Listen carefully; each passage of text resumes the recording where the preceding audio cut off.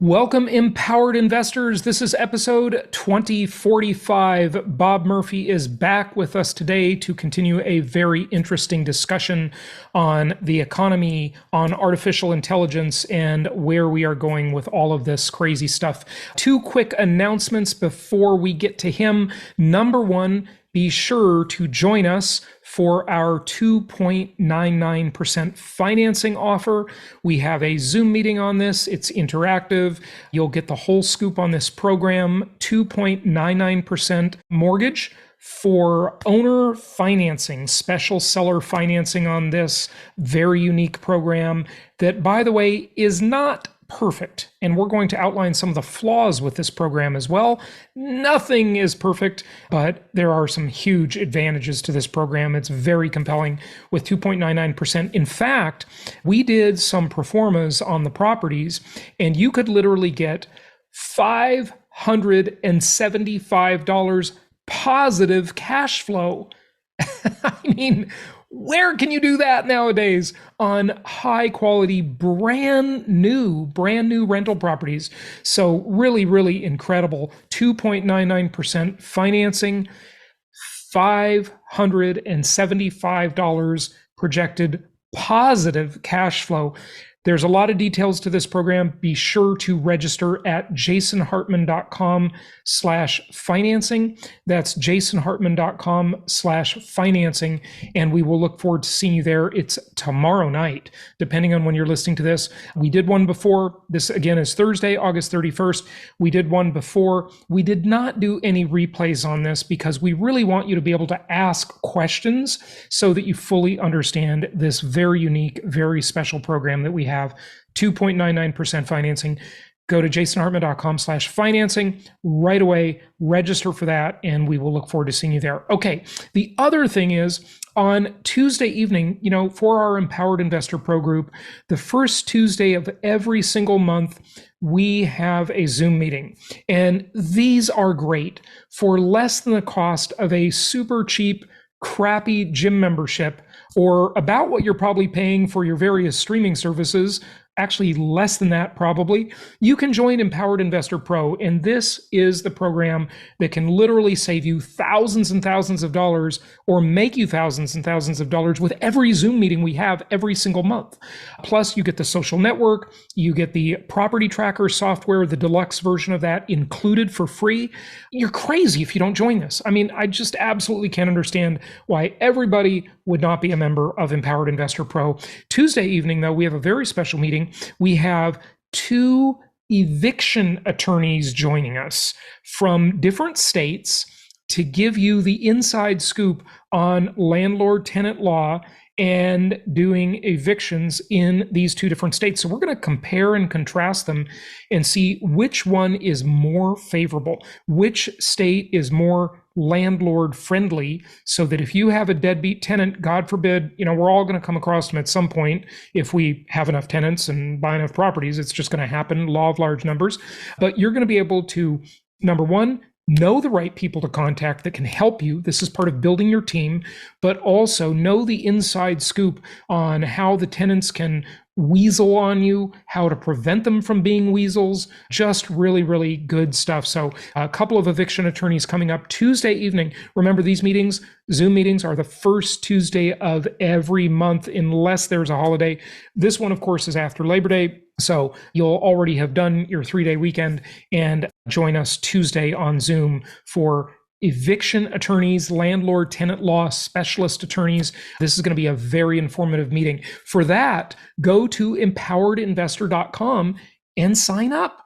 You're absolutely missing out if you don't sign up for Empowered Investor Pro. Just go to empoweredinvestor.com and we'll look forward to seeing you at both of these great Zoom meetings. All right, without further ado, let's get to Bob Murphy and continue our fascinating discussion with him. Here we go. I do want to kind of segue into your new book and talk a little bit about that and just give people kind of a primer on how the plumbing works, right? We've done that many times over the years, but we have not done it in quite a while. So I thought that would be a good review for our audience. But just the mechanics of the way the economy works, the way, fiscal and monetary policy work. Take us through the book, if you would.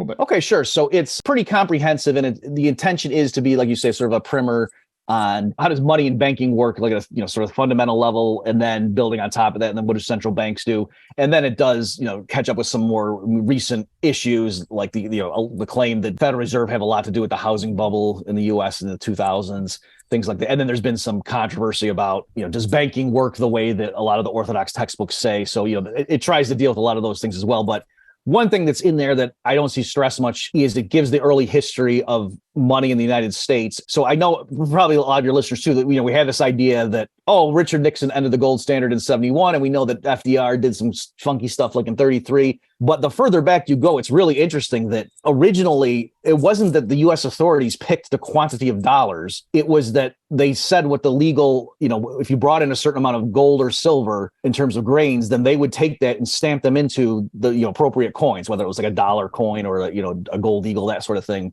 And so there was a sense in which the supply of money was endogenous, that wasn't something the government picked. It was just they said what the ratios were, and then the public could turn gold and silver, like raw amounts, into gold or silver coins that were legal currency if they wanted to. So it goes through just some of the mechanics of that, just to kind of get people to realize money and banking were not creations of the state. That's something that voluntarily people kind of adopt and embrace on their own. And then the government came in at various points, and I argue in the book, to the detriment of humanity, that it wasn't making things better.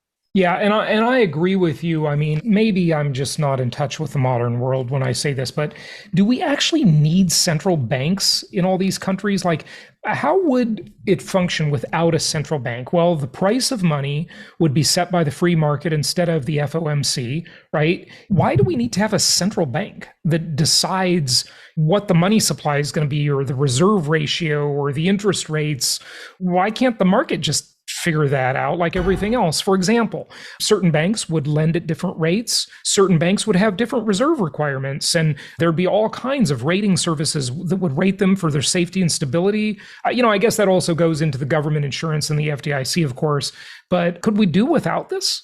Yeah, so I think so. Among other things, for example, if you ask the average, like, why do we have the Federal Reserve, and they would say, well, gee, I mean, depending on how much of the history they knew, they say, there was the panic of 1907, and JP Morgan had to bail people out, and they didn't want to be. And so this is why.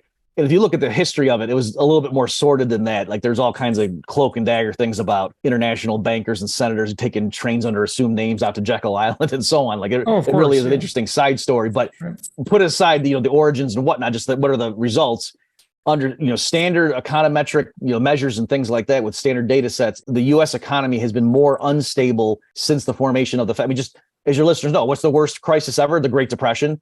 Mm-hmm. Well, the Fed was formed in 1913. The stock market crash was 29, right? So the Fed had been on the watch for 16 years at that point, and so clearly that was under the Fed's jurisdiction that they happened. And then the Great Recession, as they call it, is all touted as like the second worst. Again, on the Fed's watch, after they said, okay, we screwed up in the Great Depression, we learned our lesson, never again. Oops, and they did it again. So, and again, just even average measures, certainly price inflation has been worse since the foundation of the Fed. Before then, the prices kind of were stable over long stretches of time. $10 could buy you the same amount of stuff in 1800s and 1840, that sort of thing. So by standard measures, what would it look like if the Federal Reserve was a source of instability? I would argue the current world.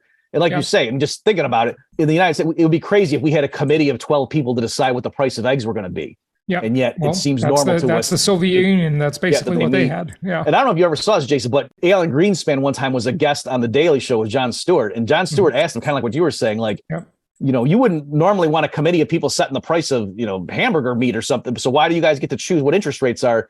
And Greenspan kind of gave a green Spanish answer where he meanders around and whatever. But anyway, interpreting his answers are impossible. So it's a good question, that, if we are ostensibly a capitalist economy and so forth, and we let market forces set other prices, it's weird that we have central planning in money and banking. And I would say, coming from the Austrian school perspective, that's what causes the business cycle. That's actually why we have ups and downs, is because the banking system injects money and makes interest rates artificially low. That causes a boom, and then they slam on the brakes, and that's what the bust happens. Just an interesting side note about that. I think you and the listeners might be interested in this. One of my funny little fetishes is I like to really watch old videos. Okay. Mm-hmm. And I found on YouTube some old videos about the former Soviet Union and their pricing authority. right? These are just old films where someone went into the office of, the pricing czar. I don't know what it was called. I can't remember. And they had some computers, but hardly any computers, just mainframe computers back then. And they had these big giant books, those blue folders you see with the ACO fastener in the center, and, that like 500 pages thick of the price of literally every product in the Soviet Union that was sold, and just books and books and books of these things for just zillions of products. And they had to decide what the price of everything should be. And they couldn't figure it out. So literally what they had to do, and they didn't say that in this film, but I know this from other sources, they had to look to the Western world to try and determine what the price of eggs should be, or shoes, or whatever else. I mean, just can you imagine being in such a hole that you just would not know? You would have no information. Like there was no market to tell you what the price of anything should be. Like that's just such a foreign concept to most of us, but that's how they operated. Well, right. And that's, as you know, that's, a central contribution of Ludwig von Mises, and, Friedrich Hayek, picked up the gauntlet and ran with it too, that saying it's, put aside issues of incentives, put aside, worried about power corrupting people and they're just being nefarious and wiping out their enemies. But just, central planners, if they don't have market prices, they're groping in the dark, was the terminology he used. Sure. Even ex post, even looking backwards to say, we had the steel and the rubber and the worker hours, and we made this many cars and this many diapers and this many houses. And just to say after the fact, was that a good use of our resources, or next year should we tweak the plan? They would have no way of knowing. The public could say we'd like cars, and they say, do we like diapers? Yeah. But the trade-offs, when you start getting real specific, it really comes down to, you don't know what the economic cost is of using resources in one line versus another. And that's in the market economy. That's what prices do for you. That's why you need private property and money, is so that those prices can be formed in a bidding process on an open market. And it, like you say, it sort of generates guidance or information for entrepreneurs. That's what accounting is after the fact. When you ask your CPA, did we turn a profit or not?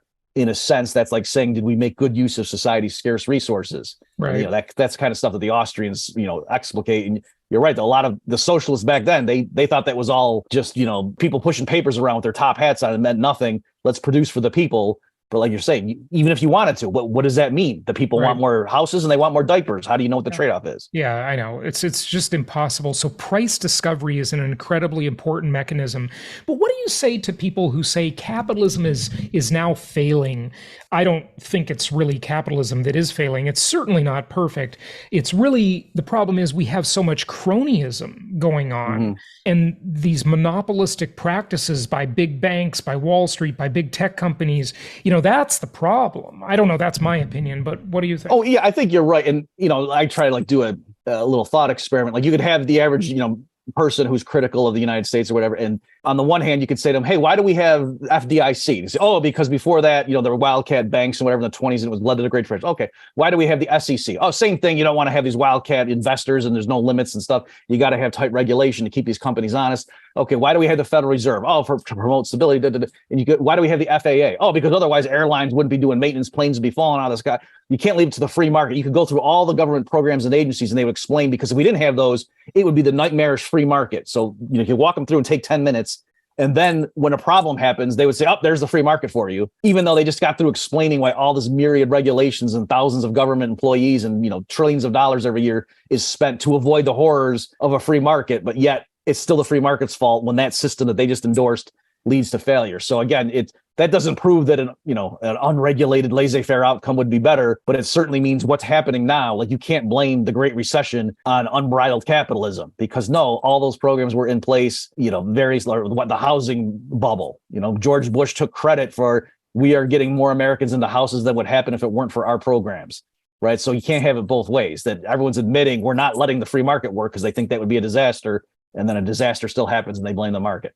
Yeah, well, of course, there was the Community Reinvestment Act and all of, that was all government stuff that was being pushed that corrupted the whole system. Of course, like anything, it's complicated. And I'm not a radical libertarian, but I do think some like infrastructure things, it's just sort of convenient to have government do some things. To use this metaphor, in a 10-story building, say it's a government building, I'll keep the first 3 floors of government people, but fire the other 7. Right. So, for some basic stuff, it's okay. But I think for a lot of the non-basic stuff that is regulated now, the way you could solve that problem from more of a free market perspective is you could say, for example, if it was building codes, right? Or, it could be the FAA, it could be whatever, right? Or banks. You could just require that they have to have insurance. Yeah. And then an insurance company is in charge of inspecting the building or inspecting the airplane or whatever else, right? And a lot of people are thinking, no way, I'm going to leave that to an insurance company. Well, I don't know. You're going to leave it to an incompetent, non-motivated government bureaucrat? It's a trade-off. I'm not sure which one's better or worse. And you could just make it the law that they have to have the insurance, period. Like if you don't have the insurance, you're going to go to jail, right? Right. So every company would have insurance, then a market would develop that would provide insurance, and the insurance companies would try to protect their risk and so forth. The problem, though, comes in when you have that profit motive, it always tends to devolve into this very short-term thinking where it's like, okay, the CEO of the insurance company cares about the results during their tenure, which might be 4 years long, or they care about the next quarter because they've got shareholders. So, government not being motivated by that, there is some legitimate claim to having government involved in some things, I believe, at least. I don't think the free market can do everything, but it can do a lot more. Yeah, so you're right. Yeah, so just to respond, so to be clear, like it's true where I am now, being older and hopefully wiser than I was like when I was 25 or something, back when I was a, rabid libertarian and everything. I agree that markets, human beings, and just with the profit motive and, the incentives that are in play, they don't perform as well as my 25-year-old self would have thought. That, there's the human ability to deceive yourself and to just, cater to laziness and so forth. Like that's there. But on the other hand, if you take those same people who, don't necessarily respond to all the right profit motives and put them into the government sector too, it's not obvious to me. So just to give it a quick example, when there's a plane crash, even if they go and do the inspection, the ex post research and whatever investigation, and they find it's because the FAA was understaffed and they didn't, the people missed their maintenance and so on, the FAA is going to get more funding, right? So it's a weird system where I'm not saying they would intentionally let planes crash, but it's a weird system where if a government agency fails, typically that means they get more money. Whereas if it's a system like you're talking about, where there's competing insurance companies and they're on the hook, like they could say, if there's a plane crash, then we owe the estates of all the dead passengers $1 million each or something. And then, the insurance company is going to have an incentive to send out inspectors to do random sobriety checks to make sure the pilot's not drunk and stuff like that. And they might screw up and humans are humans, but at least if they're on the hook, they're out millions of dollars. And so probably they're not going to let that happen again. And if it's too bad, that company goes out of business and there's competitors. I think it has to be worse than that. I think it has to be, we really need to re-examine the way people are allowed to abuse corporations and entities. There has to be jail. Like it has to be more serious than that. We've all seen, the way the banksters just abuse the system and the tech companies abuse the system. I mean, for example, we'll take the censorship that's going on in the big tech world, right? Why aren't people being prosecuted for that? I mean, this is literally, I don't want to say the C word because then, every tinfoil hat person will say, oh, that's crazy. But it is that, right? And literally the government colluding with tech companies to control what you can say and what you can see. That's insanity in this country. Like that's a violation of our civil rights. That's just like a police officer beating you up. That should be criminally prosecuted. It has to be. It can't just be, because the problem is the people losing the money usually aren't the CEOs. They're the shareholders that are paying the fines. You find Goldman sucks, and it's not the executives paying for that. It's the shareholders, right? Like it's all just passed through. So I agree with you that, maybe the system I just sketched, you could worry about, well, it's not adequate. But I guess what I'm trying to get across is, like, even if massive multi-million-dollar fines aren't sufficient, giving the FAA more money, maybe like the head has to resign or something is a show of, some head's got to roll. But if the agency gets more money, like the entrenched bureaucrats, that's also even worse. So I agree. And also, like you're saying, it's not surprising that the government's not cracking down on tech companies doing what the government itself was colluding with them to do. So it is this tricky thing where the government, you could break it down and say, okay, but like state and local are different entities than federal. I get it. But in general, it's tricky where the government has kind of got its hand in everything and is also running the legal, the courts and the police function. Yeah, so it's going to be unlikely to police itself.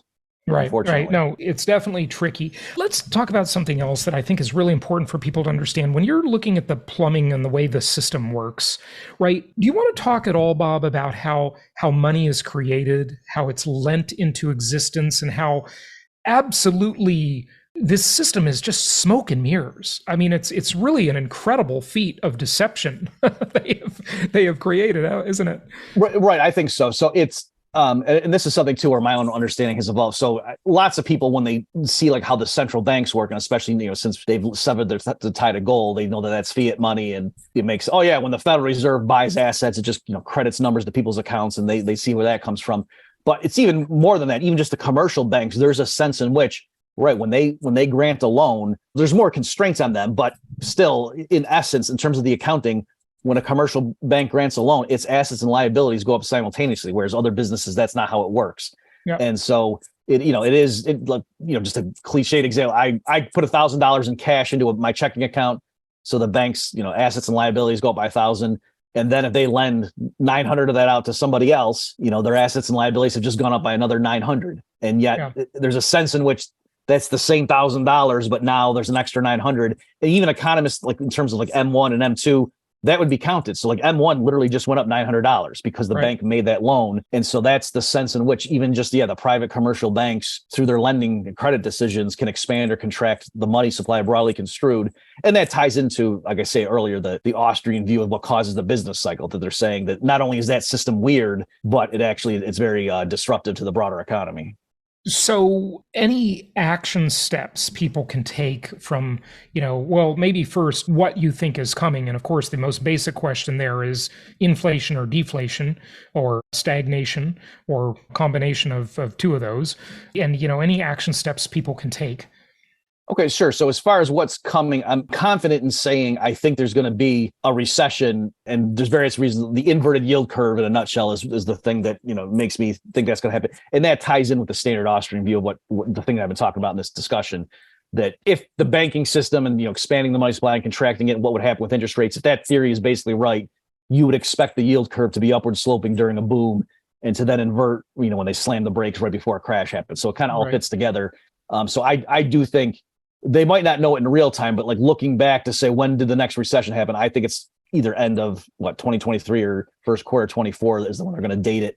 And I think it's probably going to be a severe one, just given the distortions, what they did after COVID and so forth with pumping money in. As far as inflation, deflation, that one's trickier because they've actually have been tightening, like M2, which is what particular measure of the money stock, that's down now compared to like a year ago. So they flooded the market 2020, and then now lately they've been pulling it back. But I am just saying that it's standard measures of inflation. If they keep tight like this, I think are going to keep coming down until it's clear a crash is coming, and then maybe they're going to reopen the monetary spigot. So it's hard to say, how do those two factors think at the time, but I think definitely the broad pattern is the economy is going to go into recession, and then the Fed's going to, revert course and start cutting interest rates and letting, new money pump into the system. But right now, they really have been turning off the spigot, trying to get measures of price inflation under control. Right. But the amazing thing, I think, to all of us, though, is how the employment market has held up and how the real estate market has held up.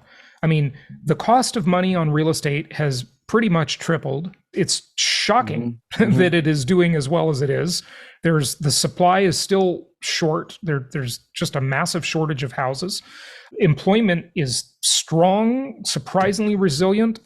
Wall Street is surprisingly resilient. I mean, this is historic, the way they are tightening, and economy still is kind of chugging along surprisingly well. Yeah, right. So with all those things you mentioned, I can sit here and try to come up with, like the housing. I've heard anecdotal things from realtors like, well, what's going on is mortgage rates are up so much. Nobody wants to sell because they don't want to get into a new mortgage with a higher. And so that's why the supply is still constrained, and that sort of thing. And that's keeping price. And I get that. But it's only because we're seeing these things that I would have not expected that then I'm sitting here trying to come up with explanations for it. You're right. I would have thought the unemployment rate would be higher now than it is. And yeah, there's people can get into, well, it's because some people left the labor force and da, da, da. And that's all true. But still, if you had asked me 6 months ago and told me this is what the Fed's going to do with interest rates, this is what's going to happen to M2, I would have thought the unemployment rate would be higher now. And so having said all that, though, I still do think that, give it another 6 months, I think real estate prices are going to be lower and unemployment rate's going to be higher. Can you give us any ranges on those? Well, okay. So as far as the real estate, I disagree with you on the real estate, by the way, but go ahead. Okay. Well, I think it's going to be regional. And again, I know I'm not saying anything magical here, but I do think like the trends of, people fleeing certain states and going, south typically, I think you're going to see that. So yeah, I think real estate in New York and California is going to be worse and might not be so bad in Florida, Texas, say that. Unemployment, I hesitate to say specific numbers, but it wouldn't surprise me if the unemployment rate is 7% by January. Put it like that way. That'll be a tough one by January. Maybe let me give myself a little bit more. Let's say a year from now. You're right. It's pretty low now. But that's pretty significant. So where are those layoffs going to come? I mean, we've had big rounds of tech company layoffs, but I think that's a compared to what question, because those companies were overstaffed. They're overfunded. They're just tech companies are just dysfunctional. Those aren't real businesses. Real businesses make profits, right? Those are just companies that are making money by raising money, right? That's not a business. Okay. That's the Uber model, right? It's silly. But where will the layoffs come from? Restaurants are understaffed. I mean, who's getting laid off? Is it AI people? It may be blamed on AI. You know what I mean? Like in practice, that may be the appearance of it. By the way, let me just amend. I was forgetting where we were on the calendar. I think by March, it could be as high as 7%, right? Like I do think there's going to be a significant crash that's going to hit. You're right that that may be the catalyst that might look to like people like, oh, it's the AI throwing those people out. So you're right. All those sort of digital services, again, things that like I know a bunch of people like lawyers who their bread and butter is just setting up people in wills and whatever. It's kind of like there's a form and they just meet with the client and fill out, or a lot of, financial services and sales and things like that, where it's pretty cookie cutter. Yeah. I think all that's going to get taken over by AI. But again, it's not merely that the AI is doing it. I think you would have seen these layoffs and the AI might just sort of concentrate it in certain sectors. Sure. Yeah. Very interesting. Well, I know we've got to wrap it up. Bob, any final thoughts you want to share? And then please do give out your website too. In general, so, what do people do? I mean, this is standard stuff that I would say in any environment. But again, I would encourage people to try to diversify their sources of income. And again, start coming up with a diversified plan of, the assets you're accumulating, because the future really is going to be a lot different from what we're thinking now. And I think you want to maintain, your agility and being able to hop from one to another once you get more information. So I know that's somewhat generic, but for people who need an extra kick in the pants, I would say go ahead and start that other business or whatever you've been thinking about, because you might lose your main job soon. And my website is bobmurphyshow.com is where my podcast is. And you can see links to everything else I got going on. All right. Good stuff. Bob Murphy, thank you so much for joining us. Really interesting conversation, great insights. Of course, your books are available in all the usual spots with great reviews. We appreciate having you on. Thanks for having me, Jason. It was a pleasure.